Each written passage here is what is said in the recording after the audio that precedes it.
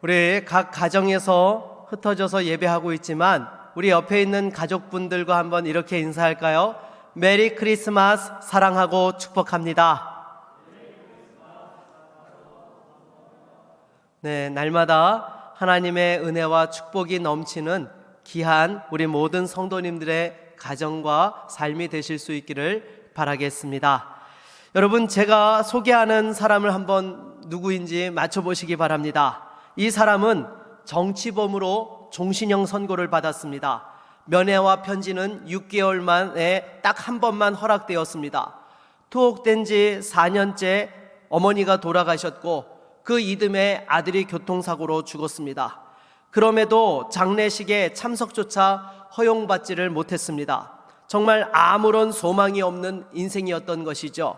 어떻게 하면 이 감옥에서 살아남을 수 있을지 고민하던 끝에 교도소장의 허락을 맡아서 텃밭을 가꾸기 시작했습니다.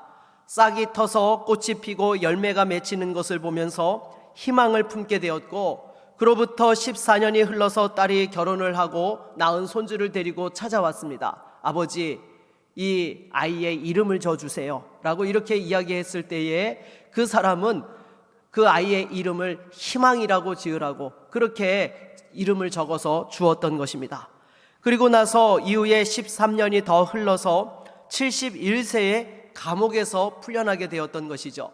여러분, 이 사람이 누구일까요? 바로 남아공의 대통령이었던 넬슨 만델라 대통령이었던 것입니다. 이렇게 추록 후에 최초로 남아공의 흑인 대통령이 되었고, 또 용서와 화해로 과거사를 청산하고 또 그 업적으로 노벨 평화상을 수상하게 되었던 것이죠. 사람들이 물었습니다. 어떻게 종신형을 선고받고 감옥에서 27년 동안을 견딜 수 있었느냐라고 그렇게 물었던 것이죠. 그때에 만델라가 이렇게 대답을 했습니다. 절망의 감옥에 가두는 것은 자기 자신입니다. 감옥에서도 희망을 가꾸면 그 누구도 그 희망을 꺾을 수 없습니다. 나는 한순간도 희망을 버린 적이 없었습니다 라고 이렇게 대답을 했던 것이죠. 여기서 우리에게 중요한 교훈을 한 가지 줍니다. 어떤 상황에서도 희망을 버리지 않으면 승리할 수 있다라는 것이죠. 그런데 여기서 말하는 희망은 근거 없는 낙관론을 이야기하는 것이 아닙니다.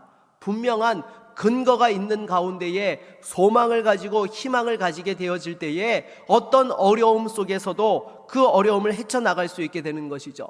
만일 그렇지 않고 그냥 낙관론적인 희망을 갖게 된다면 오히려 그것은 우리로 하여금 희망 고문을 당하게 하여서 더 절망케 하고 나락으로 떨어지게 하고 말 것입니다. 지금 우리는 너무나 힘들고 어려운 시대를 살아가고 있습니다. 코로나 바이러스로 인하여서 부활절 예배도 제때에 제대로 드릴 수가 없었고, 또 성탄절 축하 예배마저도 이렇게 우리가 비대면 예배로 드려야 되는 이런 어려운 상황에 처하게 된 것입니다. 물론 백신이 개발되어서 일부 국가에서 이미 접종이 시작되었습니다. 하지만 아직까지 안정성을 장담할 수가 없고, 또 언제 그것을 맞을 수 있을지 맞아봐야 아는 것이죠. 그러기에 여러분, 이렇게 코로나 바이러스가 이제 백신이 나오고 치료제가 나오면 끝날 것 같지만 여러분, 이것이 끝일까요? 저는 끝이 아니라고 생각합니다. 왜냐하면 코로나19 바이러스가 있었으면 앞으로 코로나25 바이러스, 30 바이러스 이런 형태로 계속해서 바이러스들이 팬데믹 현상을 일으키고 이 세상은 이전과 같이 살아갈 수 없는 그런 시대로 접어들었기 때문인 것입니다. 이렇게 어렵고 힘든 상황 속에서도 여러분, 어떻게 희망을 잃지 않고 우리가 승리하며 나아갈 수 있는 것입니까? 그것은 바로 이 땅에 오신 주님의 성탄을 통하여서 우리가 소망을 얻고 빛과 생명을 경험할 때에 어떤 상황 속에서도 절망치 아니하고 승리하는 믿음의 삶을 살아갈 수 있게 되는 것입니다.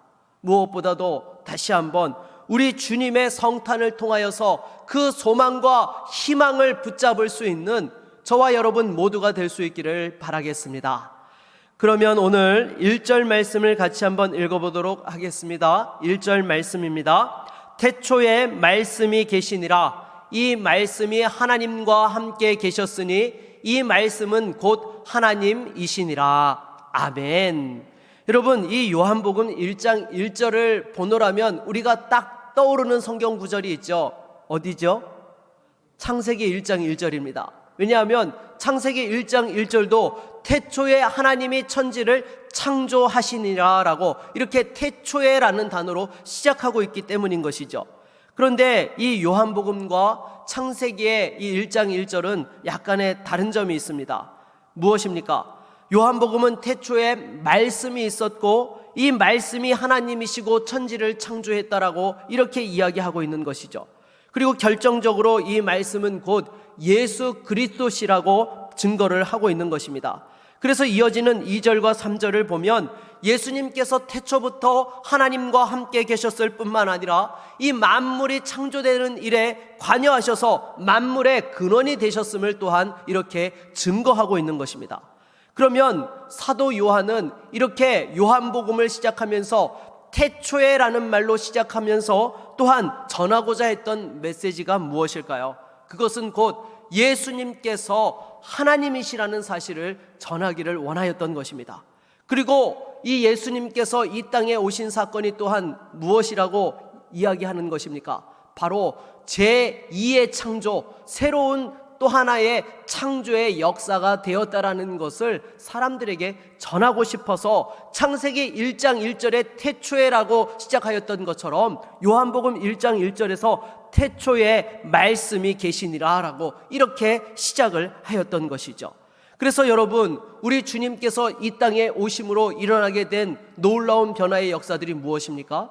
죄로 인하여서 영원히 죽을 수밖에 없었던 영혼들이 구원받게 되고 생명을 얻게 되는 새로운 생명의 창조의 역사를 경험하게 되었던 것이죠. 그래서 역사도 어떻게 구분을 하게 됩니까? 예수님 오시기 이전인 BC와 예수님 오시고 난 이후 AD로 이렇게 예수님의 탄생을 기점으로 역사를 나뉘게 된 것입니다. 여러분, 왜냐하면 예수님께서 오심으로 생명의 역사가 시작되었기 때문에 그와 같은 기준점으로서 작용하게 된다라는 것입니다. 여러분, 오늘날에도 마찬가지입니다. 우리 주님의 말씀이 임한 것을 경험한 사람에게는 말씀이 임하지 않았을 때와 임했을 때 이후의 삶이 완전히 달라지는 것이죠. 그 말씀을 통하여서 생명을 경험하고 꿈과 비전을 찾게 되고 소명과 사명을 발견하게 된 사람은요, 이전에 그 삶으로 돌아갈 수 없을 뿐더러 이전과는 다른 새로운 생명의 삶을 살아갈 수 있기 때문인 것입니다. 사랑하는 여러분, 다시 한번 우리 성도들은 예수 안에서 새로운 시작을 경험한 사람들이라는 사실을 여러분 절대로 잊지 말기를 바라겠습니다. 아무리 우리의 주변 상황이 힘들고 어렵다 하더라도 우리는 예수 믿은 이후로 예수님께서 책임져 주시는 그런 하나님의 자녀들이 되었다라는 것이죠. 이 사실을 분명하게 알고 살아가는 저와 여러분 모두가 될 수 있기를 바라겠습니다. 그러면 계속해서 우리 4절 말씀을 같이 한번 읽어보도록 할까요? 4절 말씀입니다. 그 안에 생명이 있었으니 이 생명은 사람들의 빛이라. 아멘. 여러분, 우리 주님을 가리켜서 빛이요 생명이다라고 이렇게 말씀을 하고 있는 것을 보게 됩니다. 여러분, 하나님께서 천지를 창조하셨을 때에 가장 먼저 하셨던 일이 무엇이죠? 빛을 창조하셨던 일인 것이죠. 빛이 있으라 하매 또한 빛이 이 세상에 존재케 되어진 것입니다. 그래서 그 빛의 역사를 통해서 생명의 역사를 만드셨듯이 말씀이 또한 이 시대의 빛이고 생명이다라고 또한 말씀을 하고 있는 것입니다. 그런데 이 빛에도 여러 종류가 있죠. 하나님께서 천지를 창조하시면서 만드셨던 그 빛, 그리고 또한 피조물인 태양과 같은 그러한 빛이 있는 것입니다. 그래서 어두움을 밝히는 역할들을 하는 그러한 빛이 있는 것이죠. 그리고 또한 석탄이나 기름을 통하여서 또한 얻게 되어지는 그런 빛들도 있는 것입니다. 요즘은 아예 그것을 또한 전기 에너지로 변형시켜서 또 빛으로 사용하기도 하는 것이죠. 그런데 이런 빛 외에 또 다른 종류의 빛이 있습니다. 바로 영적인 빛, 생명의 빛이 있다라는 것이죠. 우리 주님께서 이 땅에 오셨을 때에 그 생명의 빛으로 또한 이 땅에 오신 주님의 그 탄생을 천군 천사들이 무엇이라고 노래했습니까? 지극히 높은 곳에서는 하나님께 영광이요, 땅에서는 하나님이 기뻐하신 사람들 중에 평화로다라고 이렇게 또한 천군 천사들이 노래하였던 것이죠. 여러분, 생명의 빛으로 이 땅에 오신 것이 바로 우리 주님의 성탄인 것입니다. 무엇보다도 주님이 주시는 이 생명은요, 단순한 생명이 아닙니다. 영원한 생명, 영생을 저와 여러분들에게 허락해 주시는 것이죠. 더욱이 이 영생은요, 다른 이로서는 절대로 얻을 수 없는 것이죠. 길과 진리와 생명 대신 예수 그리스도를 통해서만이 얻을 수 있는 것이 바로 우리 주님께서 주시는 생명, 영원한 생명, 영생인 것입니다. 그래서 여러분, 이것에 있어서 우리는 세상 사람들에게 절대로 타협할 수 없습니다. 다른 이로서 구원받을 만한 이름이 없다라고, 오직 예수 외에는 길이 없다라고 우리는 이 복음의 진리를 전하는 것이죠. 물론 세상 사람들은 우리 기독교를 가리켜서 편협하고 독선적인 종교다라고 이렇게 또한 비난하고 공격하기도 합니다. 그럼에도 여러분 어때요? 저와 여러분들은 이 진리를 포기할 수 없습니다. 왜냐하면 예수님만이 유일한 생명을 얻을 수 있는 그러한 진리요, 길과 생명 되시기 때문이다라는 것이죠. 그런데 여러분, 이렇게 예수를 믿어야지만 생명을 얻을 수 있음에도 불구하고 사람들은 어떻습니까? 우리 이어지는 5절 말씀을 같이 한번 읽어보도록 하겠습니다. 5절 말씀입니다. 빛이 어둠에 빛이 돼 어둠이 깨닫지 못하더라. 아멘. 여러분, 빛이 어둠에 비쳤지만 어둠이 깨닫지 못하였다라고 이렇게 말씀을 하고 있습니다. 그런데 이 문장은요, 사실은 이 논리상으로 맞지 않는 문장이죠. 왜 그렇습니까? 여러분, 빛의 특성상 빛이 있는 곳에는 어둠이 존재할 수 있습니까? 없습니까? 없습니다, 여러분. 빛이 비춰지면요, 어둠은요 사라질 수밖에 없는 거예요. 당장에 우리가 깜깜한 방에 들어가서 아무것도 보이지 않는다 할지라도 거기에서 촛불 하나만 켜도 어때요? 방 안에 사물들이 보입니까? 안 보입니까? 보이게 되는 거예요. 왜냐하면 빛이 존재하면 어둠은 그 자리에 있을 수가 없기 때문인 것입니다. 그런데 오늘 우리가 같이 읽은 5절은 무엇이라고 말씀해요? 빛이 어두움에 빛이 돼 어둠이 깨닫지 못하더라 라고 이렇게 말씀을 하고 있습니다. 이 여기서 말하는 어두움은 그냥 단순한 깜깜한 상태의 어두움을 이야기하는 것이 아니다라는 것이죠. 이것은 바로 영안이 닫혀서 진리가 비춰도 깨닫지 못하는 상태, 그 진리의 주님을 또한 보지 못하는 사람들에 대하여서 그 부분을 지금 어두움이라고 표현을 하고 있는 것입니다. 그래서 여러분, 우리가 믿음 생활을 하다 보면 하나님께서 내 인생에 개입하셔서 어떠한 특별한 일들을 하실 때에 여러분, 그것을 여러분들은 깨달을 수 있습니까? 없습니까? 깨달을 수 있죠. 왜냐하면 예수 안에서 영안이 열린 사람들이기 때문에 하나님의 일하시는 현장 속에서 그것을 깨닫고 우리가 믿음으로 반응할 수 있게 되는 것이죠. 그런데 세상 사람들에게는 그것을 똑같이 본다 할지라도 여러분, 깨닫습니까? 못 깨닫습니까? 못 깨닫습니다. 왜냐하면 영안이 열리지 않았기 때문에 아무리 하나님의 기적의 역사가 일어나도 그것은 우연의 일치일 뿐이다라고 그렇게 치부하고 절대 하나님의 살아계신 역사를 인정하지 않는다라는 것입니다. 그래서 마치 여러분, 우리가 모르는 외국어를 듣게 되면 그 외국어 단어가 여러분 들리던가요? 안 들리던가요? 안 들립니다. 왜냐하면 모르기 때문에 외국어를 이렇게 모르는 외국어를 듣게 되면 그냥 살라살라 뭐 이렇게 이야기하는 것처럼 들리지 그 단어가 문장이 하나하나 구별되어져서 들리지 않는다라는 것이죠. 마치 그 귀가 트여야지만 외국어가 들리게 되듯이 우리도 믿음 안에서 영안이 열려야지만 진리를 깨닫게 되어지고 그 생명의 가치와 의미들을 반응하고 그 가운데서 살아갈 수 있게 되는 것입니다. 그러니까 여러분, 이렇게 영안이 열려지지 않은 사람들은 예수님이 오셨음에도 불구하고 어떻게 반응하게 되는 것입니까? 우리 10절로 11절 말씀을 같이 한번 읽어보도록 하겠습니다. 10절로 11절입니다. 그가 세상에 계셨으며 세상은 그로 말미암아 지은 바 되었으되 세상이 그를 알지 못하였고 자기 땅에 오매 자기 백성이 영접하지 아니하였으나. 아멘. 여러분, 예수님께서는 태초에 천지를 창조하신 하나님이십니다. 그 하나님께서 이스라엘 백성들을 만드셨고 또한 하나님의 백성으로 삼으셨던 것이죠. 그 상황 속에 예수님이 친히 이 땅에 육신을 입고 오셨건만 그 이스라엘 백성들이 어떻게 했습니까? 예수님을 거부하였던 것입니다.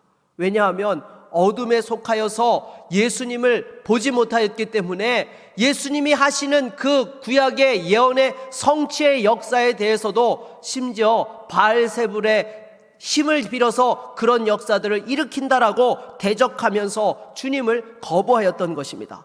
이렇게 어두움을 고집한다라는 것은요, 다른 말로 하게 되면 희망이 없다라는 것이죠.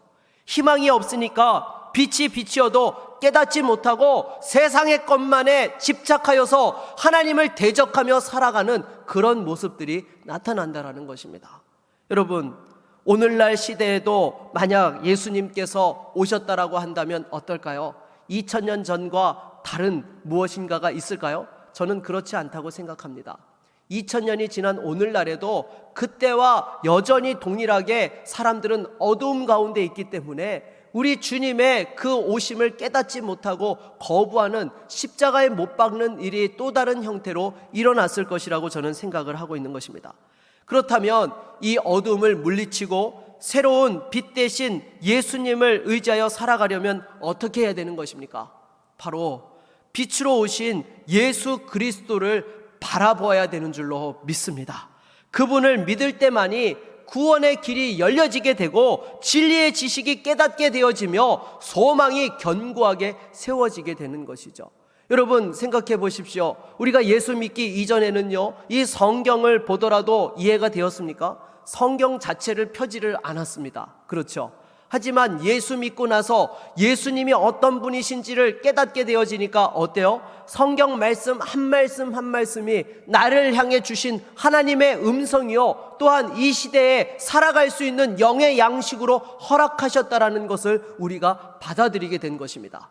인간의 이성으로는 사람의 그 부활에 대한 부분들, 동정녀 탄생에 대한 부분들을 믿을 수 없지만, 그것을 이해할 수 없지만, 여러분, 우리가 예수 그리스도를 믿고 나니까 어때요? 하나님이 천지를 만드셨다라는 것이 깨달아지니까 동정녀로 탄생하실 수도 있으시고 죽으신 지 3일 만에 부활하실 수도 있다라는 것이, 여러분, 우리가 그것이 진리라는 사실이 깨달아지고 또한 우리 안에 믿어지는 그러한 은혜의 역사들이 일어나게 되는 것입니다. 그러기에 여러분, 우리 성도들은 세상 사람들이 알지 못하는 것들을 보고 깨닫지 못하는 것을 깨닫고 그 진리 가운데 살아가는 존재가 바로 저와 여러분들인 줄로 믿습니다. 그렇기 때문에 예수를 경험하고 나면요, 세상 사람들은 소망이 없고 절망한다는 그 상황 속에서도 소망을 가지고 일어설 수 있게 되는 것이죠. 왜냐하면 세상 사람들은요, 죽으면 모든 것이 끝이라고 생각하기 때문에 더 이상의 어떤 소망도 가질 수가 없는 것입니다. 하지만 우리 주님께서 이 땅에 오심으로 말미암아서 십자가에 죽으셨다가 부활하셔서 부활의 생명이 있음을 우리에게 보여주셨기 때문에 저와 여러분들은 아무리 세상 사람들이 다 절망하는 상황이라 할지라도 부활의 소망이 있기 때문에 절망하지 않고 그 어려운 시간들을 이겨내며 살아갈 수 있게 되는 것이죠. 그러기에 여러분, 이 빛 대신 예수님을 경험해야 되는 줄로 믿습니다. 이 예수님을 온전히 만날 때만이 우리의 삶에 새로운 생명의 역사들이 풍성하게 일어나게 되는 것이고, 지속적으로 이 세상 속에서도 세상과 구별된 삶을 살아갈 수 있을 뿐만 아니라 다시 한번 주님의 주시는 사명을 향해서 나아갈 수 있게 되는 것입니다. 그리고 이 빛을 경험할 때만이 내가 어떤 존재인지를 깨닫게 되는 것이죠. 여러분, 사도 바울이 예수님을 만나기 이전만 하더라도 어떠했습니까? 예수 믿는 자들을 붙잡아서 감옥에 가두고 스데반 집사님이 죽는 일에 그 증인으로 나섰던 사람이 이 사도 바울이었던 것입니다. 하지만 예수님을 만나고 나서 그 다메섹 도상에서 빛으로 오신 부활의 주님을 만나고 나서 어떻게 되었습니까? 자신을 가리켜서 나는 죄인 중에 괴수라라고 고백하면서 복음을 위해서라면 자기의 생명을 아끼지 않고 드리는 믿음의 사도로서, 이방인의 사도로서의 사명을 감당하였던 것이죠. 사랑하는 여러분, 다시 한번 우리가 빛으로 오신 예수님을 만났고 또한 그 주님 안에서 살아가고 있다는 사실에 감사하며 다시 한번 그 주님께 더 가까이 나아갈 수 있는 저와 여러분 모두가 될 수 있기를 바라겠습니다. 그렇다면 여러분, 우리가 이 짧은 인생을 살아가면서 어떻게 살아야 되는 것입니까? 오늘 본문 7절로 8절 말씀을 같이 한번 읽어보도록 하겠습니다. 같이 읽겠습니다. 그가 증언하러 왔으니 곧 빛에 대하여 증언하고 모든 사람이 자기로 말미암아 믿게 하려 함이라. 그는 이 빛이 아니요 이 빛에 대하여 증언하러 온 자라. 아멘. 여러분, 이 말씀은 세례 요한의 사명에 대한 것을 말씀하는 내용인 것입니다. 빛으로 오신 예수 그리스도를 세상에 먼저 사람들에게 소개하여서 예수님께 나아올 수 있도록 그 길을 여는 역할을 감당하였던 것이 바로 세례 요한의 사명이었던 것이죠. 그래서 이 일을 감당할 때 때로 사람들이 물었습니다. 당신이 누구냐? 혹시 하나님께서 보내시기로 하셨던 그리스도냐라는 그런 질문까지 받았던 것이죠. 그랬을 때에 이 세례 요한이 무엇이라고 대답했습니까? 나는 주님의 신발끈조차도 묶을 수 없는 그런 너무나 비천하고 연약한 자라고, 자신은 철저히 낮추고 오직 예수님만을 높이고 영광 돌리는 그러한 일들을 하였다라는 것이죠. 여기서 바로 저와 여러분들에게도 하나님께서 동일한 사명을 주신 줄로 믿습니다. 우리가 예수 안에서 이렇게 살아가면서 특별히 성탄절에 여러분 우리가 해야 될 일들이 무엇입니까? 다시 한번 주님께서 이 땅에 생명을 주시기 위해 오셨다는 사실을 전하는 그 사명을 감당해야 되는 줄로 믿습니다. 그리고 여러분, 이것은 너무나 귀한 거예요. 왜냐하면 예수님이 이 땅에 생명을 주시기 위해서 아기 예수로 성탄하지 않으셨다라고 한다면 저와 여러분들은 여전히 죄악 가운데에서 멸망받을 수밖에 없는 그런 존재들이었기 때문인 것입니다. 주님이 오심으로 말미암아 우리에게 생명이 주어진 것이죠. 이것이 너무나 귀하니까 여러분 어떻게 합니까? 해마다 우리가 12월 25일에 우리 주님의 그 탄생, 아기 예수의 탄생을 기뻐하며 또 이렇게 전야제 행사도 하게 되는 것이고, 또 당일에는 성탄 감사 예배로 하나님 앞에 영광 돌리며 이 날을 지키고 있다라는 것이죠. 사랑하는 여러분, 정말로 요즘 우리가 예수 믿는다라는 거 사실 너무나 힘들고 어려운 것 잘 알고 있습니다. 제가 종종 우리 성도님들과 이렇게 또 이야기할 일들이 있어서 어떻게 지내시는지 안부를 물으면 다 이구동성으로 직장에서 교회 다니는 것 때문에 솔직히 목사님 어렵고 힘듭니다 라고 이렇게 이야기하는 분들을 많이 제가 접합니다. 여러분, 근데요, 절대로 여기에 굴복하지 마십시오. 예수 믿는 사람들은요, 오고 오는 시대 속에서 여러분 한 번도 세상에 박수와 존귀와 영광을 받았던 적이 없습니다. 왜냐하면 여러분, 우리가 전하는 복음의 핵심이 무엇이죠?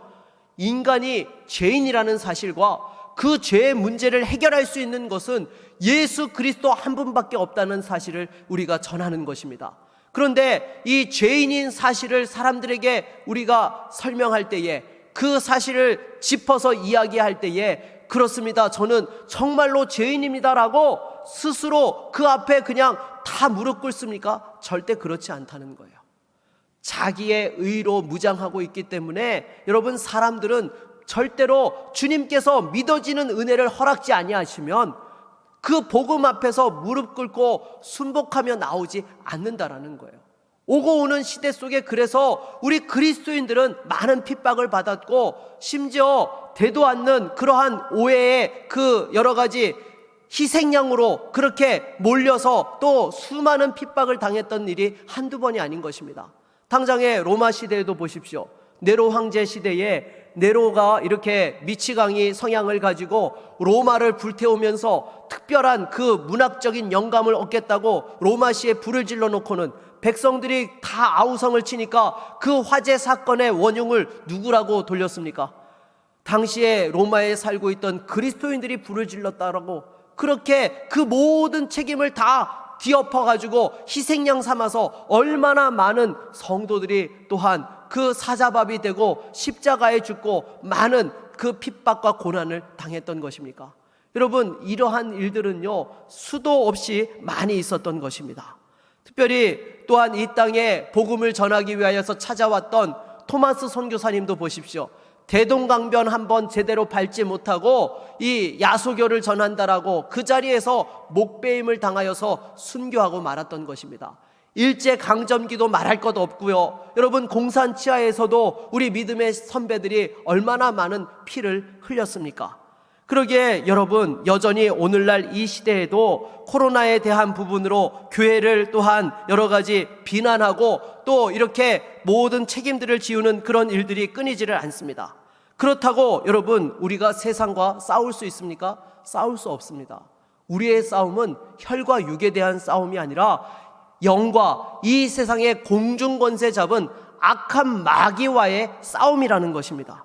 그러기에 여러분, 무엇보다도 우리가 다시 한번 이 세상의 그런 혈과 육의 싸움을 하는 것이 아니라 영적인 싸움을 감당하고 있다는 사실을 깨닫고 다시 한번 그 어둠에 또한 속해 있는 영혼들을 구원하기 위하여서 주의 복음을 들고 찾아가서 세례 요한과 같이 주님을 만날 수 있도록 그 길을 터는 역할을 감당할 수 있는 저와 여러분 모두가 될 수 있기를 바라겠습니다. 그리고 또한 이렇게 복음이 증거될 때만이 세상이 희망을 얻게 되고 다시 한번 소망으로 일어설 수 있게 되는 것이죠. 여러분, 당장에 우리가 살아가고 있는 이 시대도 보십시오. 여러분, 이제 곧 2020년 한 해가 끝나고 새해가 밝아올 날이 며칠 남지 않았습니다. 이제 일주일도 채 남지 않은 것이죠. 그런데 여러분, 이 상황 속에서 정말로 한 해 동안 너무 수고 많으셨습니다. 희망찬 새해를 맞이하십시오라고 우리가 옆에 사람들에게 진심 어리게 그런 인사를 여러분 할 수 있습니까? 없습니까? 없습니다, 여러분. 코로나 상황이 끝나지 아니하였고 이것이 지속되는 상황 속에서 정말 한 치 앞도 내다볼 수 없고 정말 어떤 일을 경험하게 될지 막막하고 두려운 것이 오늘날 현실의 모습인 것이죠. 남녀노소 각계각층을 막론하고 다 힘들어하고 고통하고 있는 것입니다. 특별히 안타까운 것은요, 한창 꿈과 희망으로 나가야 될 이 청년들이 정말 소망을 갖지 못하고 이러한 말들을 하고 있다는 것이 너무나 안타깝습니다. 요즘 청년들이 하는 말 중에 대표적인 말들이 무엇이 있습니까? 이생망, 청년 실신 시대. 여러분 혹시 들어보셨습니까? 이생망 무슨 뜻이죠? 이번 생은 망했다, 다음 생이나 기대하자. 그것의 준말이 이생망이라고 해요. 저희 집에서도 아이들이 가끔 이 말을 어디서 듣고 왔는지 그 말을 쓰더라고요. 그래서 야, 예수 믿는 사람들은 절대로 쓰면 안 되는 말이야. 이번 생은 망했다, 다음 생에 기대를 갖자. 야, 죽으면은 우리가 부활하여서 영원한 천국으로 가지 다시금 이 세상에서 환생할 수 있는 일이 없어라고 제가 아이들에게 그렇게 또 이야기를 합니다. 그러면 청년 실신 시대는 뭐의 약업니까? 청년 실업과 청년 신용불량에 대한 약어가 바로 청년 실신 시대인 것이죠. 요즘 너무나 이 실업 문제가 심각해서 직장을 얻지 못하고 또 그러다 보니까 요즘 청년들에게 카드사가 카드를 발급해줘서 카드를 쓰다 보니까 신용불량자들이 그렇게 많이 나온다라는 거예요. 그래서 요즘은 청년 실신 시대가 되고 말아서 소망이 없다라는 그런 이야기들을 자주 섞이게 이야기하는 것들을 우리 주변에서 접하게 되는 것이죠. 여러분, 또한 우리 청년들이 이런 스트레스가 너무 심각하다 보니까 우울증에 시달리고 심지어 노인성 질환에 시달리는 청년들도 있다라는 이야기를 듣습니다. 이렇게 절망적인 상황이지만 여러분, 그럼에도 우리가 희망을 노래할 수 있는 이유가 무엇입니까? 바로 예수 그리스도가 우리와 함께 하시기 때문인 줄로 믿습니다. 우리 14절 말씀을 같이 한번 읽어보도록 하겠습니다. 14절입니다. 말씀이 육신이 되어 우리 가운데 거하심에 우리가 그의 영광을 보니 아버지의 독생자의 영광이요 은혜와 진리가 충만하더라. 아멘. 여러분, 말씀이 육신이 되어 성탄하신 우리 주님이 함께할 때에 무엇이 임한다고요? 은혜와 진리가 충만하게 된다라는 것입니다. 여러분, 예수 그리스도 안에 거할 때에 그 은혜와 진리가 소망 없는 시대 속에서도 우리가 희망을 갖게 하시고 또한 다시 한번 생명의 풍성함을 누릴 수 있게 하신다라는 것입니다. 그러기에 여러분, 다시 한번 주변에 절망해 있는 사람들이 있습니까? 예수 그리스도의 그 생명을 전할 수 있기를 바라겠습니다. 내가 그들을 살릴 수 있는 것이 아닙니다. 예수님께서 찾아와서 만나주시면 그 생명이 힘을 얻고 일어설 수 있게 되는 것이죠. 저와 여러분들도 마찬가지이지 않습니까? 우리 삶에 지금 얼마나 염려되고 걱정되는 일들이 많습니까? 요즘 여러분 정말 주변에서 이 코로나로 인하여서 많은 이야기들을 듣고 있습니다. 지난 한 주간, 이번 한 주간 정말 제가 정신이 없었어요. 왜냐하면 이 연합회에 또 서기를 맡다 보니까 이 각 교회에 이 또한 여러 가지 문자 연락도 취해야 되고 또 어떻게 하면 이 어려운 상황들에 교회가 협조하여서 어려움들을 헤쳐나가야 될지 이 회장 목사님하고 계속해서 사무총장 목사님들하고 그냥 계속 연락을 주고받고 논의를 하고 어떻게 이 어려움들을 헤쳐나가야 되느냐, 또 특별히 우리 구미 지역의 한 교회에서, 우리 교단 소속 교회에서 확진자가 다수 이렇게 또한 나오는 바람에 여러 가지로 또 그 교회들이 서로 연결되어져 있는 상황들 속에 있기 때문에 어떻게 해야 되는지 또 큰 교회 목사님들하고도 연락을 취하면서 처음에는 사실은 그 일이 터지기 전에는 그냥 대면 예배를 진행을 하려고 했었습니다.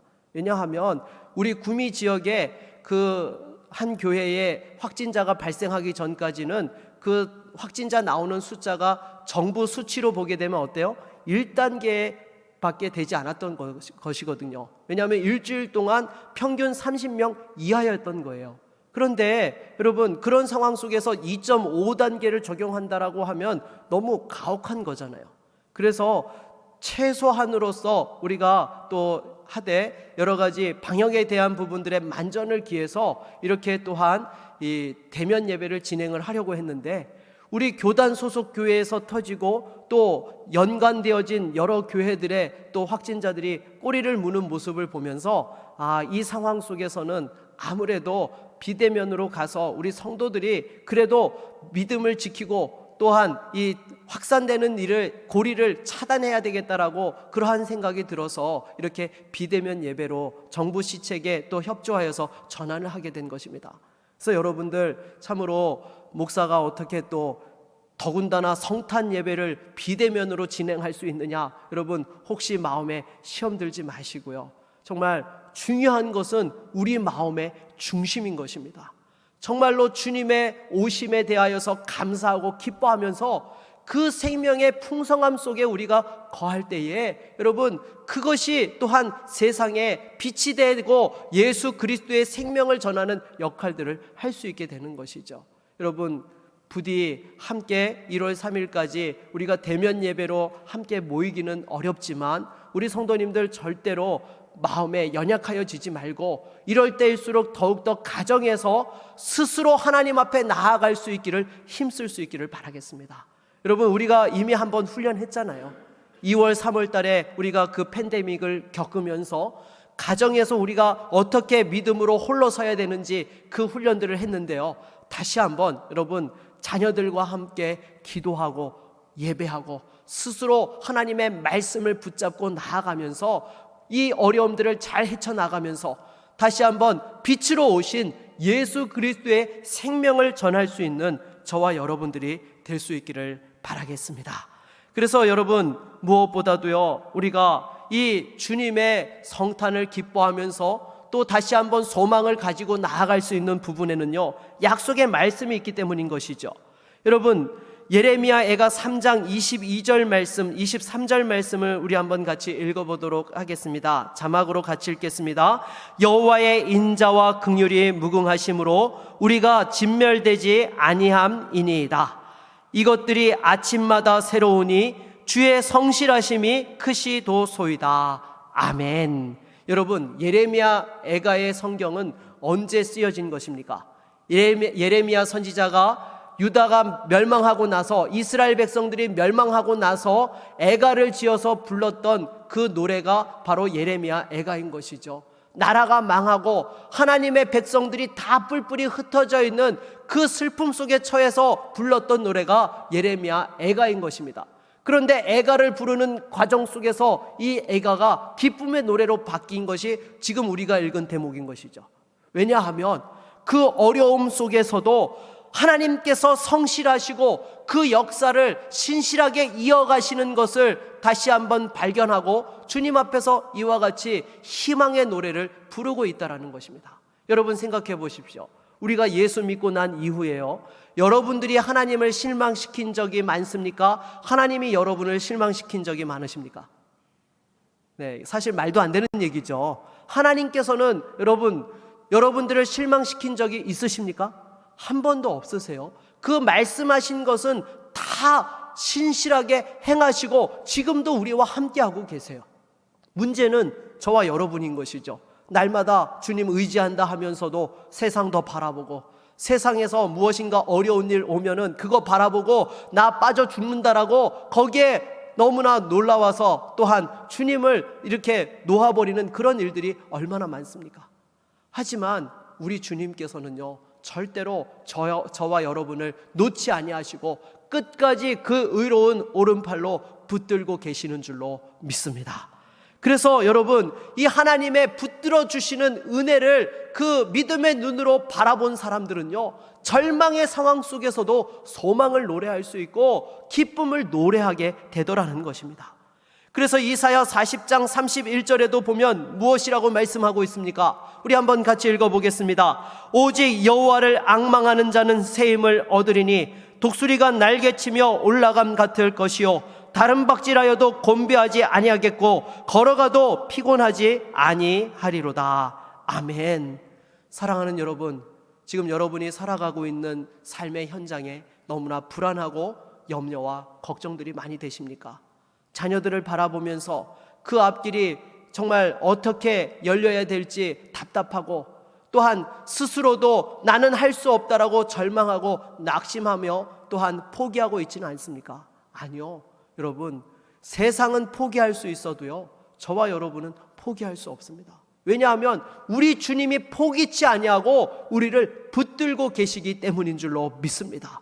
주님이 함께 하실 때에 저와 여러분에게는 세상이 알지 못하는 그 하나님의 능력이 함께 하셔서 여러분, 세상이 감당할 수 없는 일들을 감당하고 기적의 역사들이 일어나게 되는 것이죠. 여러분, 이스라엘 백성들이 출애굽할 때를 보십시오. 앞에 그 애굽 군대가 추격해 오는 상황들 속에서 뒤에는 그 홍해가 가로막고 있었습니다. 이런 상황 속에서 세상 사람들은 다 물에 빠져 죽든지 그 애굽 군대에 짓밟혀 죽든지 둘 중에 하나였을 거예요. 그런데 우리 하나님께서는 어떻게 하셨어요? 그 홍해에 바닷길을 내셔서 육지와 같이 걸어서 그 바다를 건너게 하시고 그 애굽 군대를 다 홍해 바다에 수장시켜 버리셨던 것이죠. 사람의 힘으로 할 수 없는 기적의 역사를 통하여서 하나님께서 자기 백성들을 구원하여 주시고 그 갈 길을 끝까지 갈 수 있도록 책임지고 인도해 주셨던 것입니다. 오늘날에도 마찬가지입니다. 여러분, 우리가 살아가면서 여기까지 온 거 여러분의 힘과 능력으로 왔습니까? 아니요. 여러분, 분명히 여러분 아셔야 됩니다. 하나님이 붙잡아 주셔서 여기까지 온 거예요. 하나님 붙잡아 주지 않으셨으면 우리 절대로 여기까지 올 수 없었습니다. 주님이 함께 하셨기 때문에 지금 우리가 예배할 수 있고 하나님을 바라볼 수 있는 것입니다.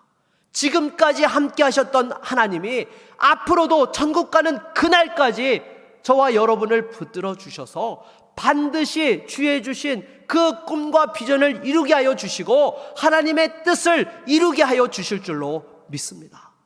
여러분, 절대로 절망하지 마십시오. 주님이 이 땅에 아기 예수로 탄생하셔서 그 어두움 가운데 빛이 되어 주시고 소망이 되어 주셨던 것처럼 지금 이 순간에도 저와 여러분에게 빛과 생명으로 역사해 주십니다. 다시 한번 빛으로 오신 주님의 성탄을 기뻐하면서 이 어려운 시대 속에서도 영원한 생명의 기쁨을 누리며 나눌 수 있는 저와 여러분 모두가 될 수 있기를 주의 이름으로 축원합니다.